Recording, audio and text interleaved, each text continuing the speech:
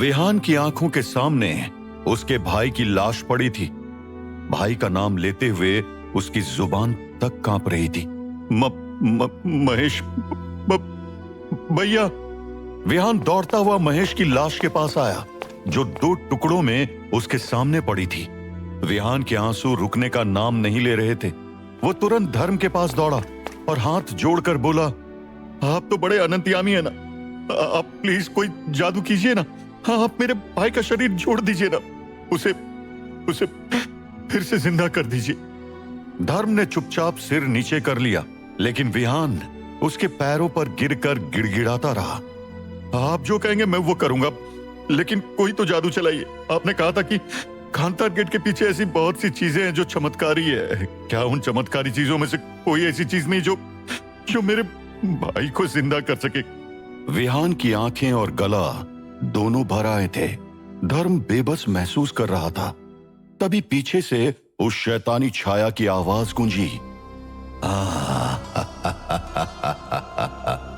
बड़ा सुकून आ रहा है तुझे इस हालत में देखकर।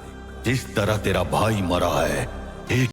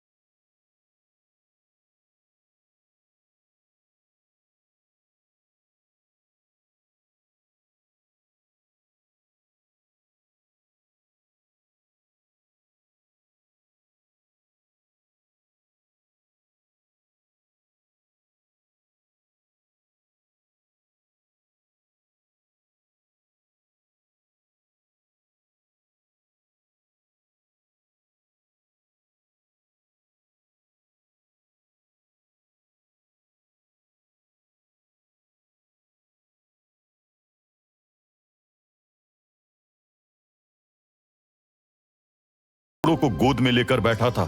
उसके कपड़े खून से सने थे और चेहरा आंसुओं में डूबा हुआ था। विहान आसमान की ओर देखते हुए कांपती आवाज में अभी भी गुहार लगा रहा था, कोई तो जो मेरे भाई की जिंदगी लौटा दे। मैं कुछ भी करूंगा, बस मेरे भाई को लौटा दो। मंदार फिर जोर से हंसा, इतनी जोर से कि आसमान के बादल भी फट पड़े। देखो इसे, महान वीर विहान आज एक टूटा हुआ भाई बन बैठा है, अपने ईश्वर से भीख मांगता हुआ। मंदार अपने दोनों हाथ हवा में फैलाते हुए गरजने लगा, मैंने जन्मों से इंतजार किया इस क्षण का, जब तू टूटेगा, बिखरेगा और मैं उभरूंगा उस सत्य का वाहक बनकर जिसे सबने काल कहा था। ये कहते हुए मंदार फिर से उस तिलिस्मी पानी की तरफ झुका और विहान के दर्द पर हंसते हुए बोला, और अब तो मैं भी जान चुका हूं, वो लॉकेट सिर्फ रक्षा करने की क्षमता नहीं रखता, बल्कि वो चाबी है, कालवेद तक पहुंचने की चाबी। उस चाबी से ही मुझे पता चलेगा कि वो कालवेद किस गुफा में छुपा कर रखा गया है। मैं आ रहा हूं उस चाबी को लेने। मंदार वापस पलट गया और आगे बढ़ते हुए गुफा के अंधेरे में समा गया। अब बस दूर जाती मंदार की हंसी और विहान की भारी सांसें सुनाई दे रही थी। विहान के आंखों के आंसू तक जम गए थे। उसके सामने खड़ी वो छाया जो अभी भी विहान को तड़पता देख हंस रही थी। विहान ने अपनी नजरें उठाई और उस शैतानी छाया को देखा। वो उठकर पागलों की तरह उस छाया पर झपटा। मैं तुझे जिंदा नहीं छोड़ूंगा। विहान ने उस शैतानी छाया पर एक जोर का मुक्का चलाया, लेकिन वो मुक्का उस शैतानी छाया के आर पार चला गया। छाया जोर से हंसी। उसने ललकारते हुए कहा, अब देर हो चुकी है विहान, अब तुम्हारे भाई के बाद तुम्हारी शक्ति भी लूंगा।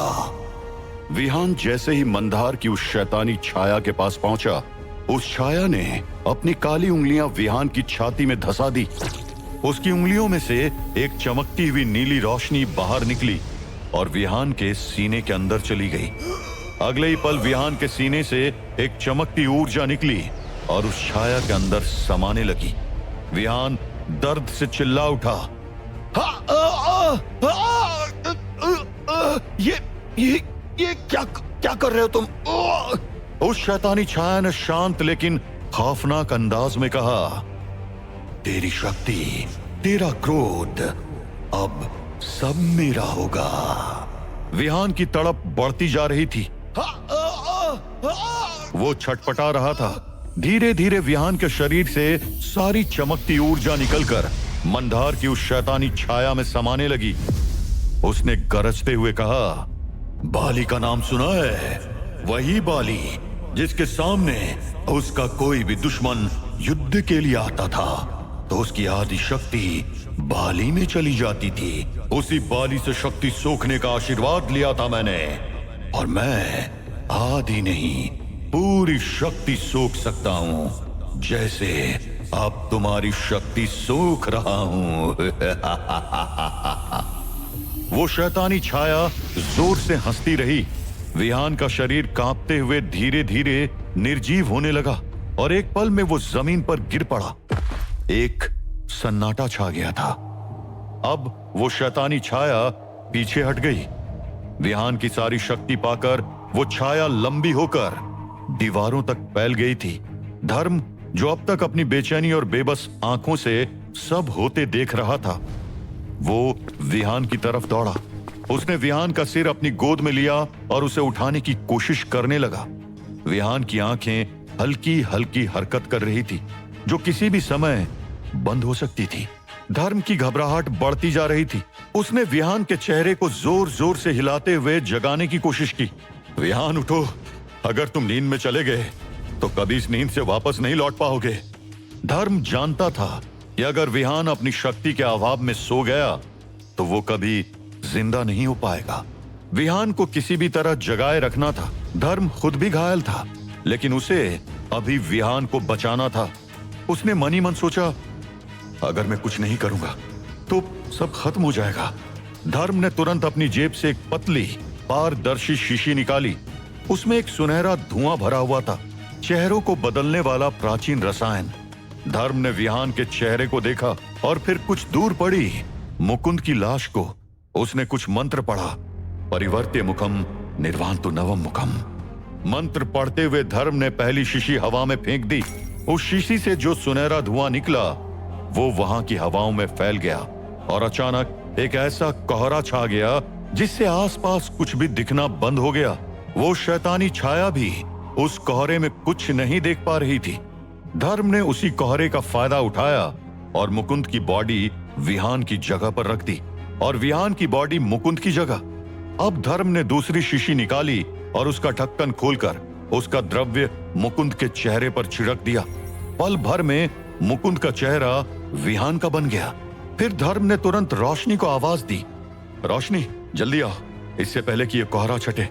हमें इस असली विहान और मेघा को बचाकर यहां से निकालना पड़ेगा, तभी इनकी जान बचेगी।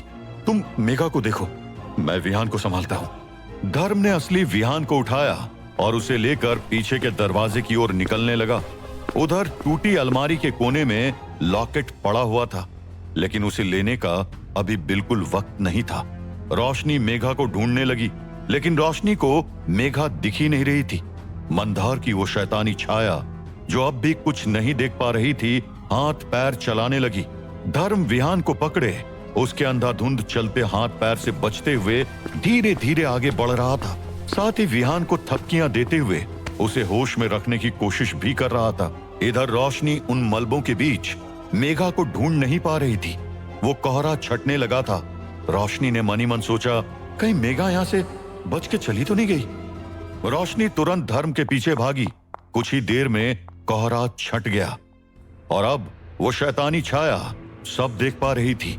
उसे विहान का मरा हुआ चेहरा दिखा जो वास्तव में मुकुंद का था, लेकिन वो शैतानी छाया धर्म के इस अंतिम दांव से अनजान थी।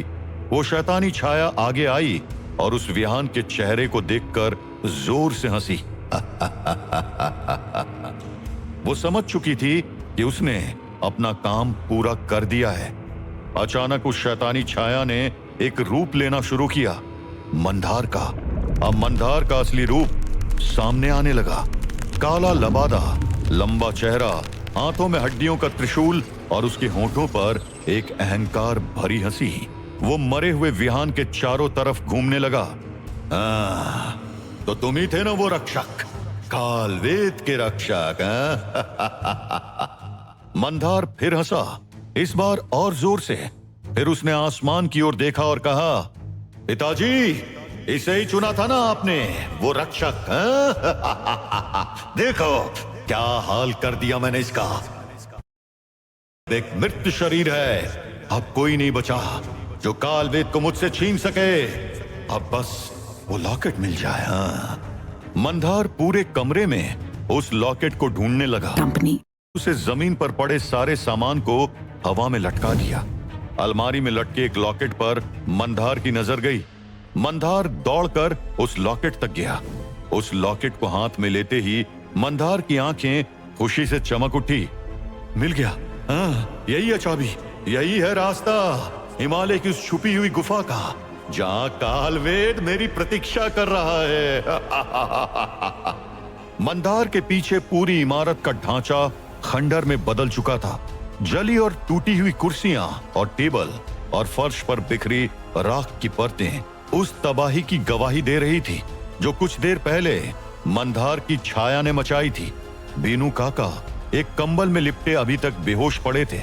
मंदार ने एक बार चारों तरफ देखा, जैसे अपनी जीत के खामोश जश्न को महसूस कर रहा हो। उसने लॉकेट को अपने लबादे की जेब में रखा और जोर से गरजा, जय हो मंदार की। तभी उसकी नजर धीरे धीरे हिलती एक परछाई पर पड़ी।